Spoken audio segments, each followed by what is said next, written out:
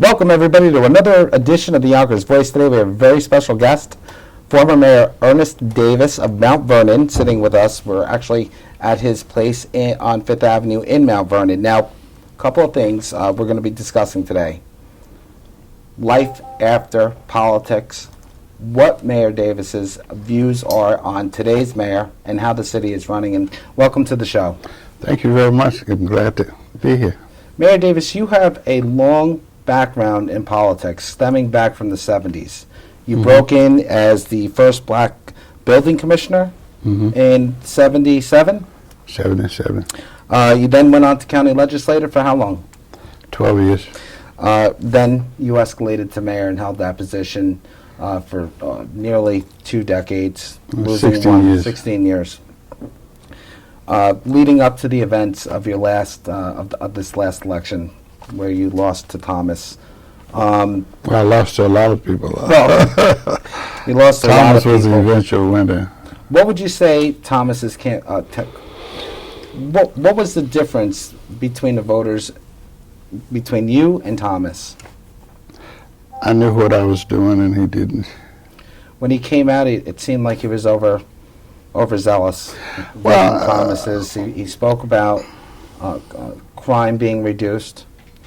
Mayor Thomas spoke about Memorial Field. These are real big issues, even when you were in office. These are the campaign promises that he went on. What's your comment on how he's doing as far as crime rates coming down, his production with the Memorial Field at this point?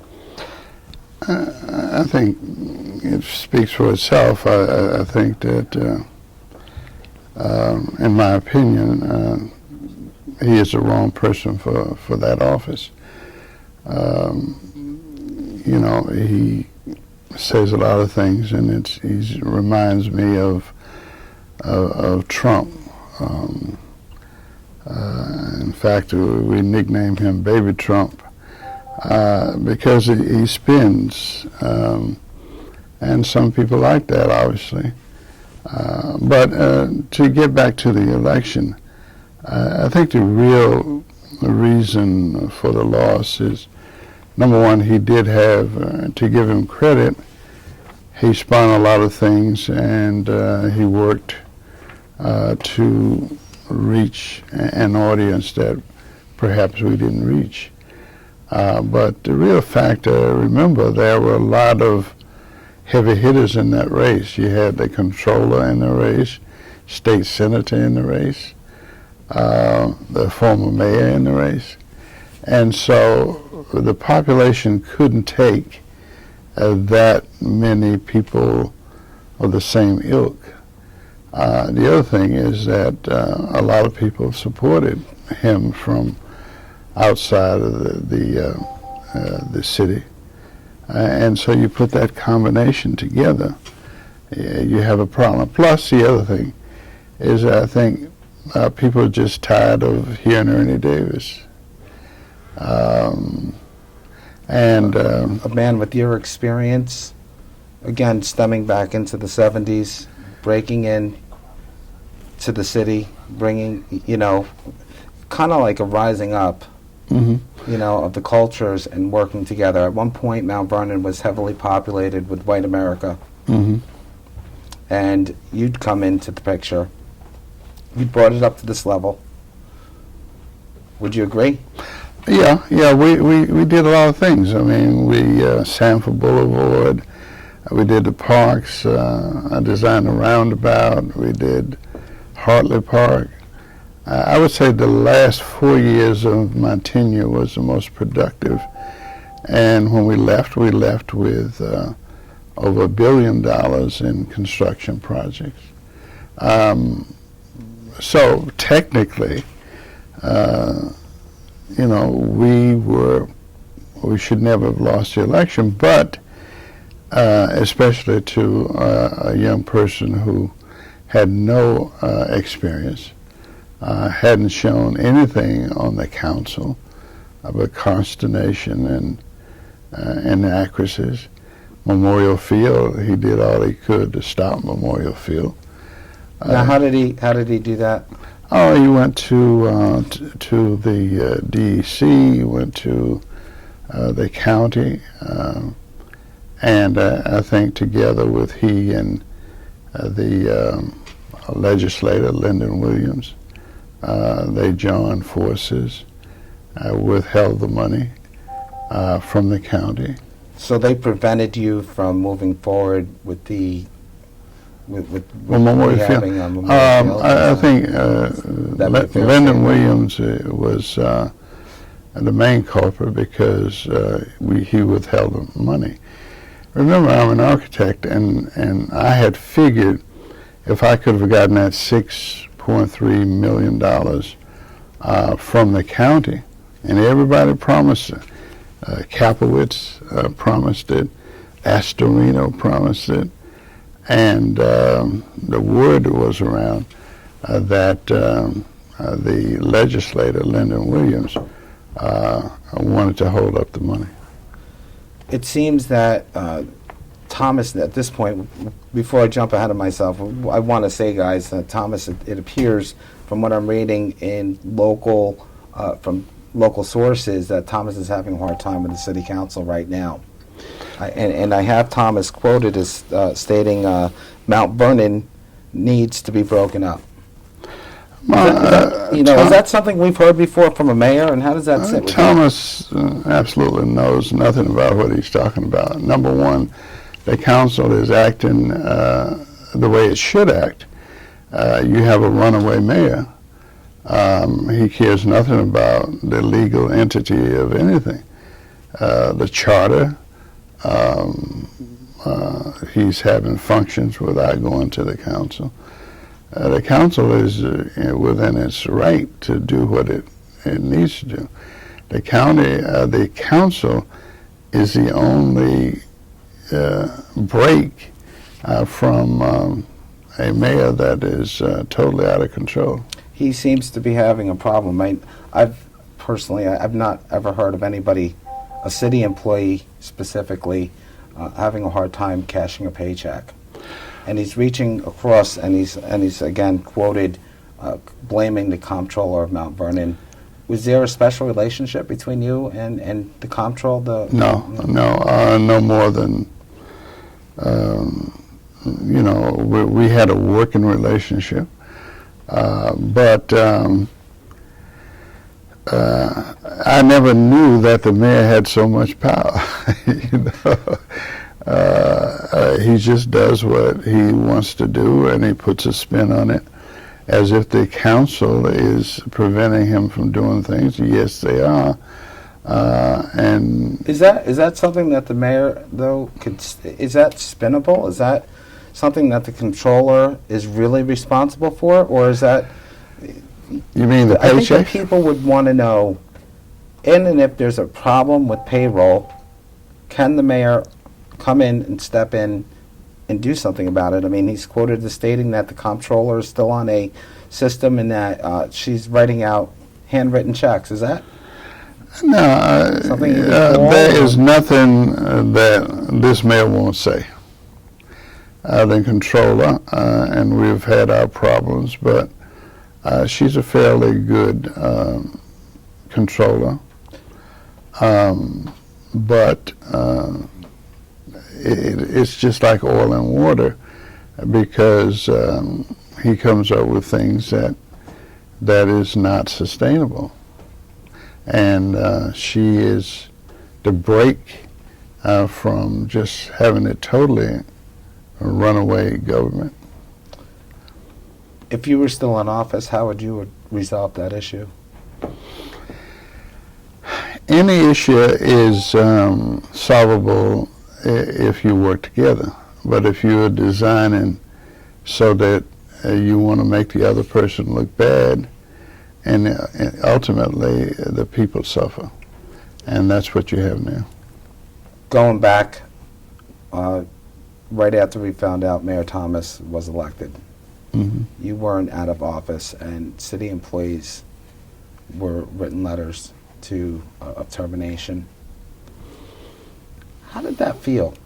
Just putting your mayorship aside, how did it feel to have somebody who's new come into office, fire out these termination letters, just as a human being, as a person. You know, what happened to Ernie Davis at that day? Well, and that's what happened, and the people must take credit for what they ultimately did. There were people, I didn't think any of them had any special expertise in running government, but I think Thomas was the worst choice that they could have made because, first of all, he's immature. Secondly, he has absolutely no experience. Third, he showed no inclination of wanting to run government except to have I got you and spin things in his direction. For instance, when he first got in office, he created the zombie houses, and he had his child there with no permits. And anybody knows that you have to, the old houses will have asbestos, and you have to take particular precaution. When you do that, you have to safe off the rest of the houses around. You have to alert them that you're going to do demolition because everything becomes airborne. You have to go and make sure that you remove the asbestos before you even touch that house. He cared nothing about that. So what did he do exactly? He just tore down the house on a Sunday. I mean, it's incredible. And but I don't know where the authorities are. I don't know. It's just totally out of control. And he puts these spins out, and some people believe it and some people don't. Mount Vernon has never looked so desperate for leadership as it is now. Do you think that maybe the city, its citizens, miss an Ernie Davis? Oh, yeah. Mayor Davis? Oh, yeah. Are you contacted often? Oh, yeah. Tell us a little bit about that. Yeah, well, I walk the streets wherever I go, whether I was mayor or not. These are my people, and they need to know that the mayor cares about them. And not just when I need them, but genuinely care because they're the ones who are going to make or break the future of the city. And you have to give them the respect that they need. And you have to give the people who work, who really do their work day in and day out, you have to respect them.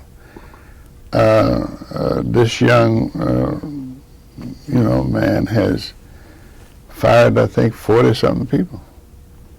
And most of them are from Mount Vernon, and he's bringing in people generally from the outside. And they have no residence.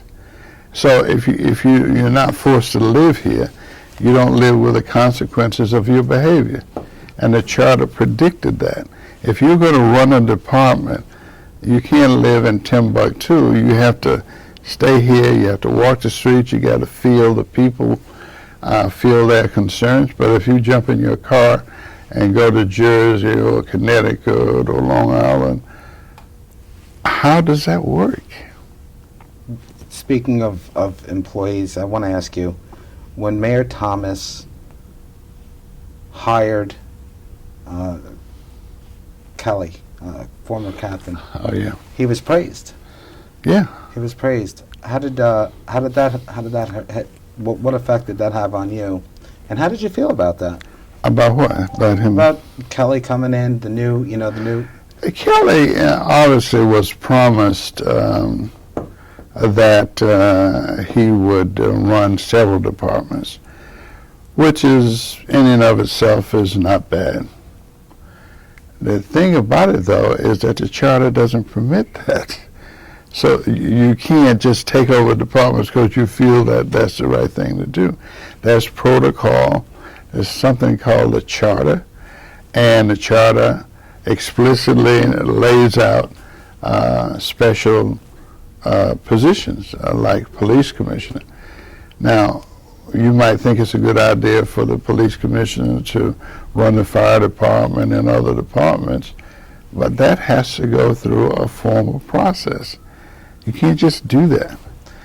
And so he came in, but what I understand from what was told to me, that he did not like a certain legal things that was, or illegal things that he felt that did not suit him. And he is, to give him credit, he's a smart police officer, but he is not going to do anything that's going to jeopardize the legal Several position. weeks later, Kelly was terminated. Mhm. Are you aware of that? Yeah, oh yes, I'm aware. Can you? What's your feeling on that? What I think he was praised when Kelly came in, when he brought Kelly on. He was gushed. In fact, I'm quoting from the Journal. He was gushed with praise for Kelly, who was a former captain in the Mount Vernon Police Department. However, wound up firing him weeks later. Thomas said in the vaguest terms that Kelly broke the law, while leaked emails to the media cited Kelly's unwillingness to reinstate Thomas's half-brother. Do you know anything about that? I don't know, and I know just what I heard.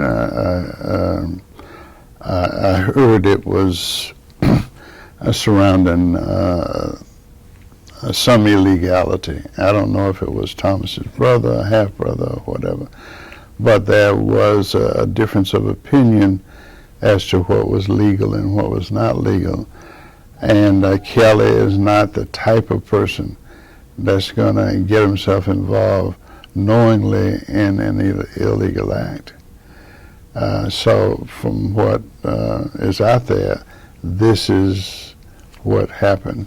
And that was the thing that drove it to Some are to saying the decision. that this is a result of a kickback, not a kickback, not a money kickback, but Kelly wouldn't reinstate Thomas's brother onto the force. I've heard that. I do not know. and I do not know that to be true, but I have heard that. There's a $10 million lawsuit pending against the city of Mount Vernon By at this whom? point by Mayor Thomas's half-brother. Oh. That was just written last month out of LOHUD, and it alleges after he had resigned, he had faced charges, federal gun charges. Those are behind him now, and Maybe. they were looking to reinstate. So there's a lawsuit pending. You know nothing about that? I know nothing about that. I did hear vague intonations about that. So we were saying,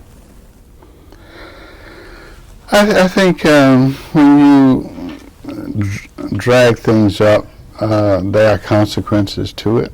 $10 million is just one of the lawsuits that is plaguing the city. And at the end of the term, already you have about 8 or 9 lawsuits, not including this one, against the Thomas administration. So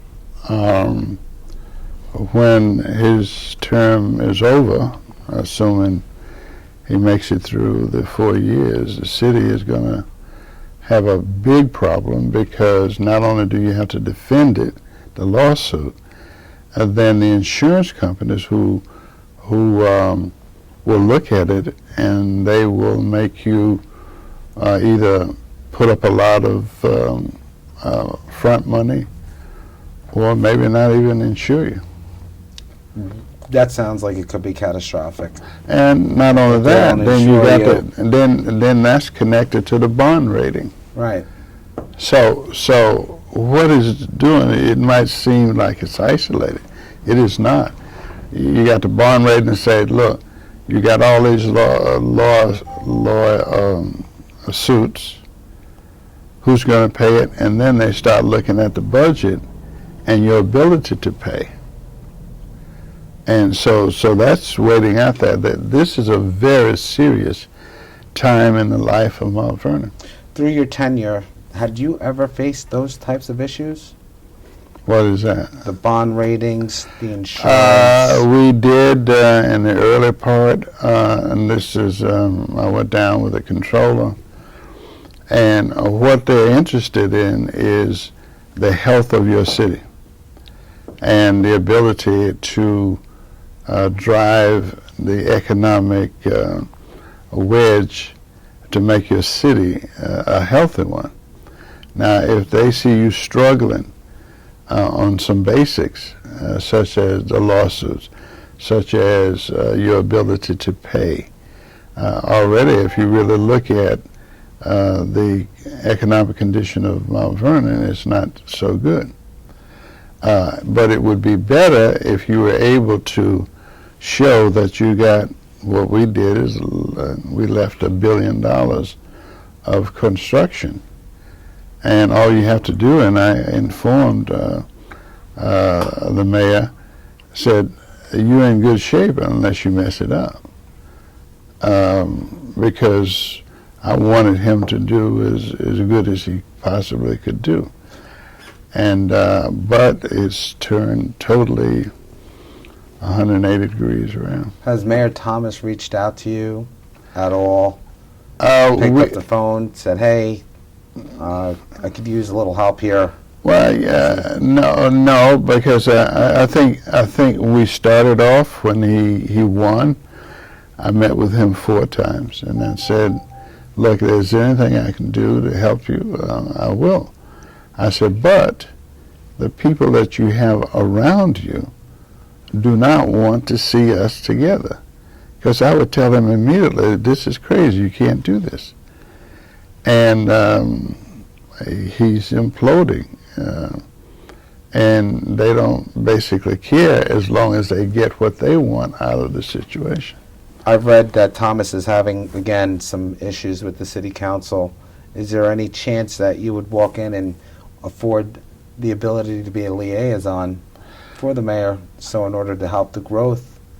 I tried to do of that. Vernon? For instance, Memorial Field, the tennis center, we designed that tennis center in-house. But as we were designing it, there was a feeling among the Thomas faction, Lyndon Williams faction, that if I were able to get that project done, I would win the election. So they went long and hard and strong to make sure that that didn't happen. So that's where you get the withholding of funds, calling in federal agencies, et cetera, et cetera. So now you have a facility that's been there for the last 2 years that he refuses to finish. And I pointed out to him how dangerous the possibility of not finishing that facility would be. And he comes up, he hires outside architects, and they come up with all kind of strange things. Is he not hiring within, employee people from the city, businesses in the city? No. Was that something that you would do? Was that one of your principles? Oh, you have to remain, bring, if we're going to work on our city, bring in local contractors, architects. Is that something that you did differently? No, what I did, if you go around the city, you'll see parks that were built. In fact, I was having them work on Memorial Field, for instance. And there's 2 things you do. When you do that, you make people proud of their city, because they can always point to the parks. I worked on that park. And if you notice, every time I've lost the election, the crime rate went up. Why did that happen? Well, one reason is that people have to have hope. And we gave them hope by hiring a lot of them, as many as we could, and bringing them and have them see the city in a different light. But now it's just, it's almost like you hate the people in the city except to use them. Mayor Thomas brought in a Joseph Spiezio. Does that name ring a bell? Spiezio. Spiezio. Yeah. What's your comment on that? Bad move. Why so? Because, again, you have Joe Spiezio really controls the city. And Thomas is just a front man. He controls. He's a deputy police commissioner. He was Right. labeled honorary deputy.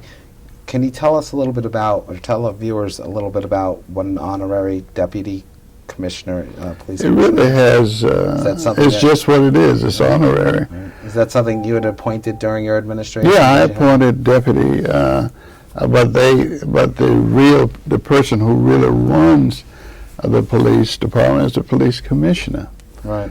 not the deputies, and especially not the honorary. But that's not the case here.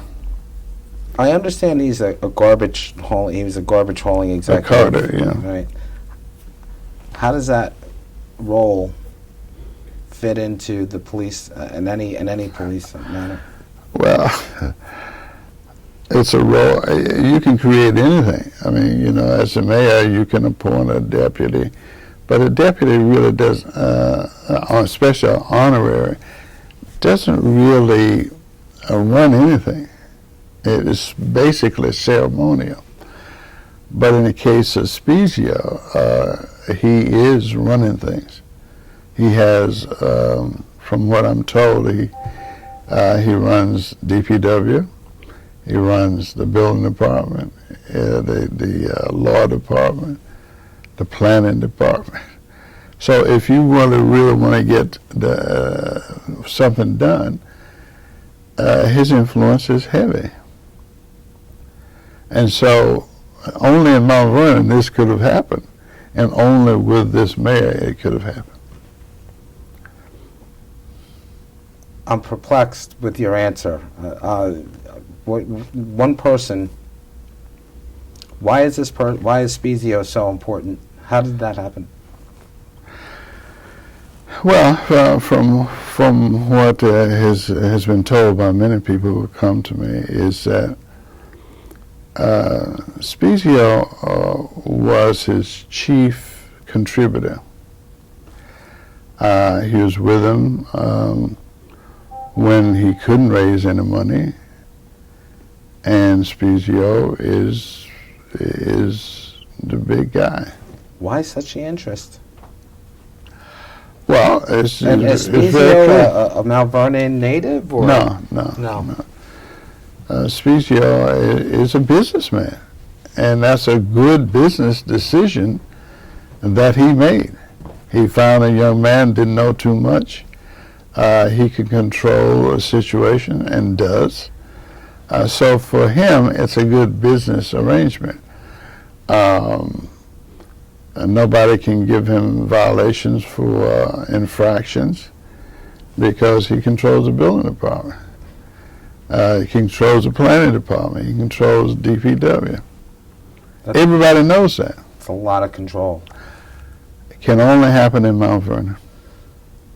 Moving back after the election, there was a protest that you were on the stairs with the union, one of the unions. Oh, yeah. What happened? I was asked, there was some problem in DPW, and I was with the former mayor. I wasn't, I support the workers, so I didn't know too much about what they were doing, but it was some infraction. The union felt that the city had gone too far. So I just appeared for a show of support because they worked well for me. I didn't, the people who had the greatest problem with me was the fire department. But in terms of DPW, the rest of the departments, we had a pretty good relationship with. Do you feel that the citizens of Mount Vernon miss Ernie Davis?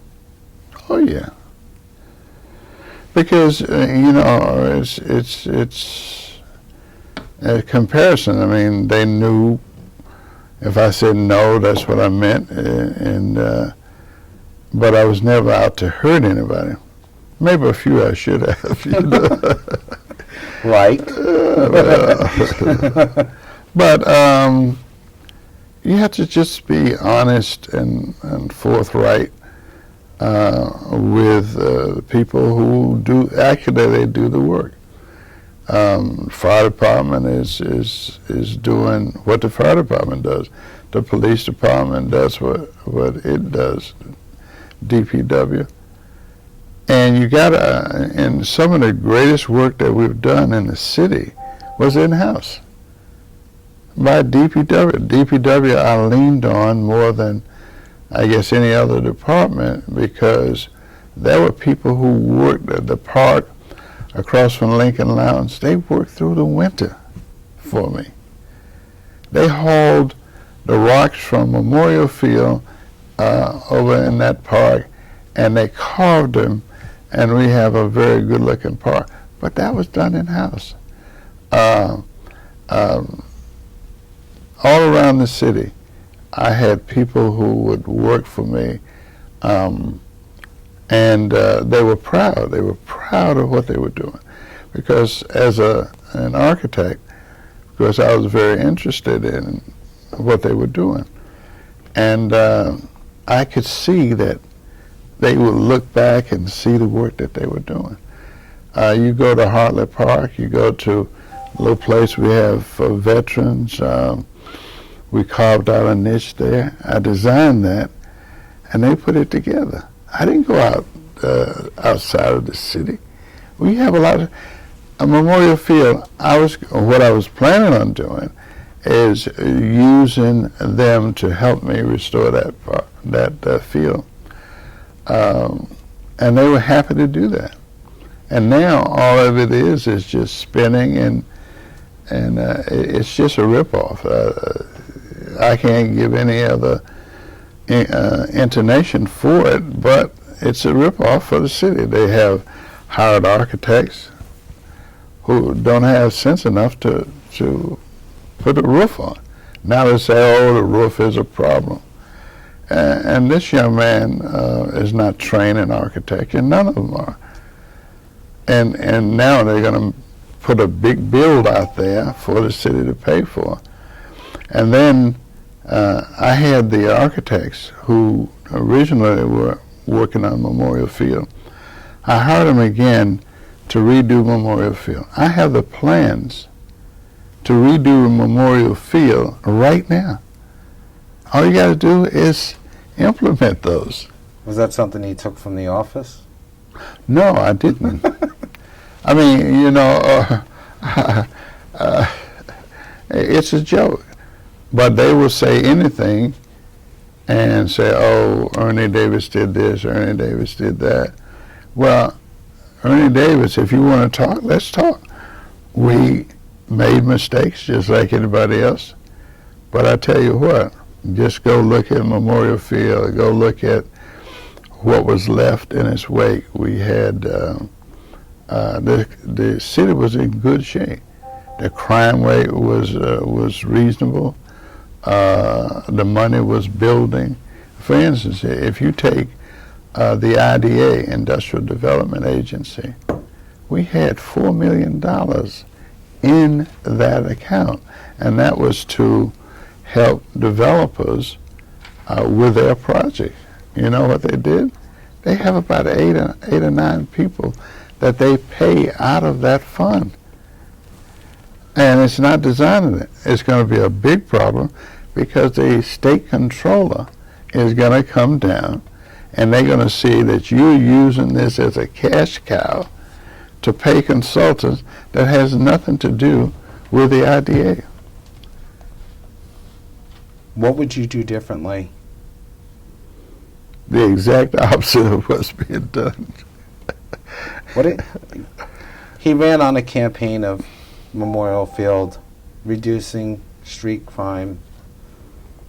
What's your comment on what the crime rate is today compared to when you were mayor? Well, it's much higher, but the important thing is not just high. it's the police department is demoralized. And if you have a police department that you depend on to keep law and order, prevention, etc., and they themselves are demoralized, you got a problem. There's no leadership over there. Hasn't been since Kelly left. I want to ask you, you were in office as mayor for 16 years, which is impressive. Elected. You lost one term. You were reelected. What do you feel your biggest accomplishments were for the citizens of Mount Vernon and for the city of Mount Vernon? You can point to things, and there are some impressive things. I mean, you got the roundabouts, you got the parks, you got Sanford Boulevard, you got housing for people. But the greatest thing that for me is we gave people hope. We gave strength to the weak and hope for the people who had no hope. And that's why when I walk down the street, people from all over just come, because that's the basics for life. I don't respect you because you got a lot of money and power, and because it's the thing that you do to another human being. You don't try to hurt people. There are a lot of people I could have fired. But, and you could argue that I should have, and I say this. Yes, you can do a lot of things to hurt people. But wouldn't it be good if you could teach people how to respect each other, respect what they do?